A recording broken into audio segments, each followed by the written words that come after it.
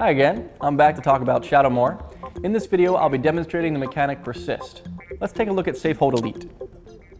Safehold Elite has Persist, which means it gets a second lease on life. Here's how it works.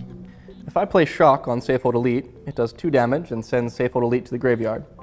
When a creature with Persist is put into the graveyard from play, check whether it had any -1/-1 counters on it when it left play. If it did, it stays dead. But if it didn't, it's returned to play under its owner's control with a -1/-1 counter on it. That means that Persist will usually only work once. If Safehold Elite is destroyed now, Persist won't bring it back because it has a -1/-1 counter on it. But let's back up for a second.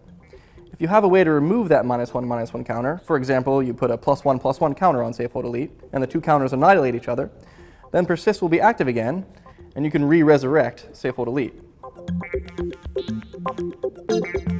Once it returns to play, it's an entirely new creature.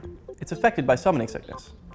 On the plus side, if it's a creature that has a comes into play ability, like Woodfall Primus, that ability will trigger again when it comes back from the graveyard. How can you stop your opponent's creatures with Persist? There are 2 main ways. While a card with Persist is temporarily in your opponent's graveyard, you can remove it from the game with a card like Cremate. If it's removed from the game, it can't come back. The other way is to put -1/-1 counters on the creature while it's in play. Persist doesn't just get shut off by its own -1/-1 counters, Persist is shut off by any -1/-1 counters. Luckily, Shadowmoor has plenty of ways to get -1/-1 counters on a creature. And that about summarizes Persist. It's a cool, creepy way to get some extra play out of your creatures.